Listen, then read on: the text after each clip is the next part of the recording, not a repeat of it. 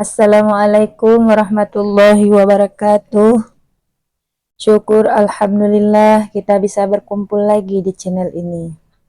Harapan dan doa saya semoga saudaraku semuanya diberikan kesehatan, dilapangkan rezekinya, diampuni segala dosa-dosanya, dan dipanjangkan umurnya. Amin ya rabbal alamin. Sahabat beriman yang dirahmati Allah, tak ada kebahagiaan yang paling diimpikan oleh manusia selain dicintai oleh penciptanya, yaitu Allah Subhanahu wa Ta'ala. Berbagai cara dan upaya kita lakukan supaya bisa mendapatkan ridho dari Allah Subhanahu wa Ta'ala, baik itu dalam ibadah, aktivitas, bahkan dalam hendak tidur pun kita selalu ingin mencari ridho Allah Subhanahu wa Ta'ala. Hal tersebut kita lakukan semata-mata untuk mendapatkan perhatian dari Sang Khalik. Karena keutamaan ketika kita dicintai Allah Subhanahu wa Ta'ala, insya-Allah kita akan mendapatkan nikmat di dunia, terlebih lagi kenikmatan di akhirat. Rasulullah SAW pernah bersabda, apabila Allah mencintai seorang hamba, maka Allah menyeru kepada Jibril, sesungguhnya Allah mencintai si fulan, maka cintai ia. Maka Jibril pun mencintainya. Lalu Jibril menyeru kepada penduduk langit, sesungguhnya Allah mencintai si fulan, maka cintailah ia. Maka penduduk langit pun mencintainya. Setelah itu kecintaannya pun diteruskan kepada penduduk bumi. Hadis riwayat Bukhari. Sahabat beriman, lalu apa ciri-ciri yang disayang Allah? Ciri-ciri kita disayang Allah yang pertama adalah dibukakan pintu amalan soleh sebelum kematian. Rasulullah SAW bersabda, apabila Allah menginginkan kebaikan kepada seorang hamba, Allah akan jadikan ia beramal. Dikatakan, apakah dijadikan beramal itu?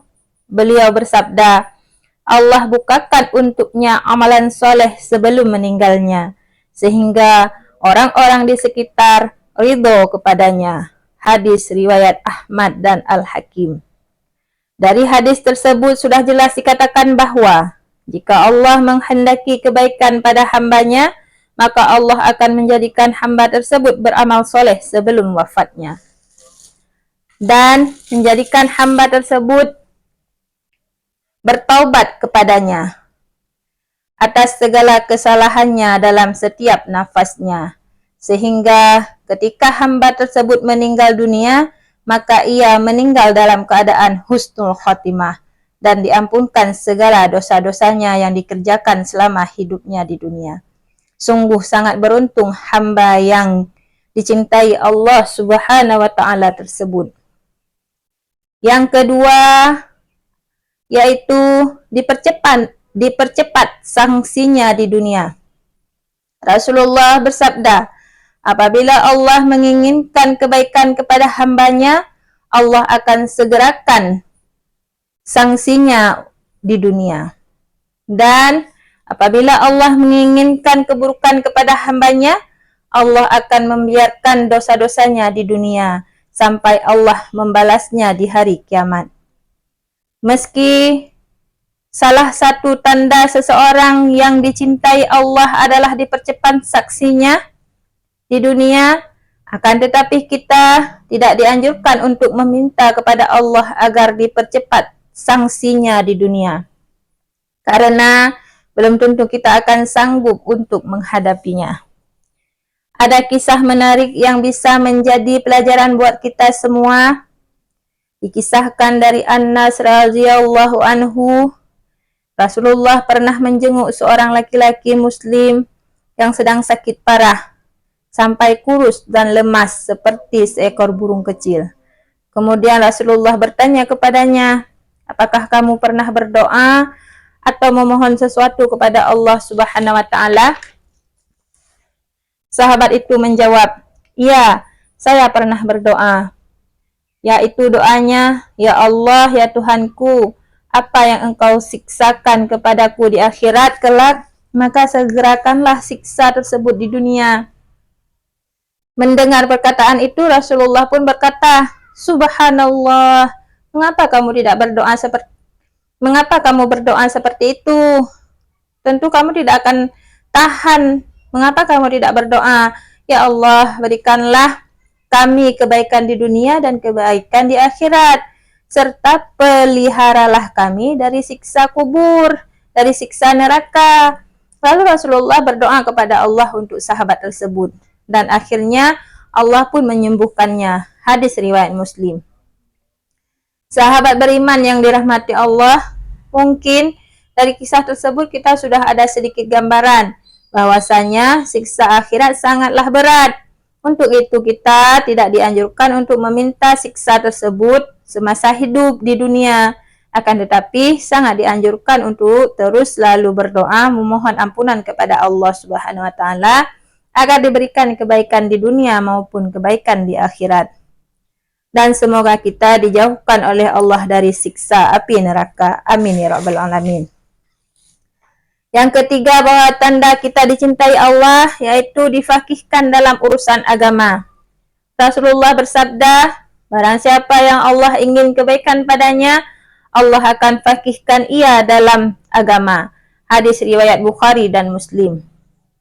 Yang dimaksud faqih adalah pemahaman yang Allah Subhanahu wa taala berikan kepada hamba sehingga ia mendapatkan pemahaman yang lurus terhadap Al-Qur'an dan hadis, di mana kefakihan tersebut bersumber dari hati dan dari akidah yang sahih. Karena saat hati dipenuhi hawa nafsu, maka orang tersebut tidak akan dapat memahami Al-Qur'an dan hadis dengan benar. Yang keempat, diberikan cobaan. Rasulullah SAW bersabda, "Barang siapa Allah inginkan kebaikan, Allah akan memberinya musibah." Hadis riwayat Bukhari dan Ahmad. Sahabat beriman yang dirahmati Allah, musibah tidak selalu berkaitan dengan azab Allah yang ditimpakan kepada kita. Akan tetapi musibah adalah ujian bagi seorang hamba untuk menguji tingkat ketakwaan kita kepada Allah. Rasulullah bersabda, "Setiap cobaan yang dihadapi umatnya itu untuk menggugurkan dosa dan mengangkat derajatnya." Begitu juga dalam Al-Quran, surat At-Taghabun ayat 11.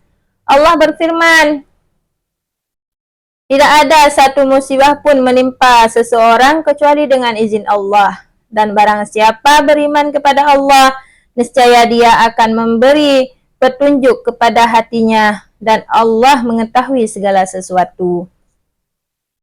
Dalam ayat tersebut sudah jelas dikatakan bahwa semua ujian datangnya dari Allah Subhanahu wa taala.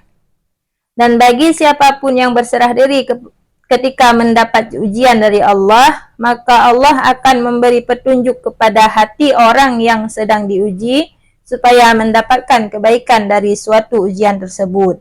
Untuk itu, apabila kita sedang diuji dengan pangkat atau jabatan, berendah hatilah atau tawadhu supaya kita terhindar dari sifat kesombongan. Apabila kita sedang diuji dengan rezeki berlimpah, harta kekayaan, hendaknya kita semakin rajin bersedekah dan membantu orang yang sedang kesusahan. Dan apabila diuji dengan umur panjang, maka hendaknya kita gunakan sisa umur tersebut untuk selalu berbuat kebaikan dan memperbaiki amalan perbuatan dan terus memohon ampunan kepada Allah Subhanahu wa taala. Insyaallah dengan cara seperti itu kita bisa menjadi manusia yang dicintai Allah Subhanahu wa taala. Amin ya rabbal alamin. Dan yang kelima, tanda bahwa kita dicintai Allah adalah diberikan kesabaran. Rasulullah bersabda, "Tidaklah seseorang diberi sesuatu yang lebih baik dan lebih luas daripada kesabaran." Hadis riwayat Bukhari dan Muslim. Seperti yang kita ketahui, kesabaran dalam keimanan bagaikan kepala dengan badan, yang artinya Keduanya saling melengkapi. Begitu juga dengan iman seseorang. Iman tak akan hidup dalam diri kita kalau tidak dibarengi dengan kesabaran. Dan untuk menjalankan dan menjauhi larangan Allah, iman dan kesabaran sangatlah diperlukan. Karena iblis dan bala tentaranya tak akan pernah diam untuk menyesatkan manusia dari jalan Allah.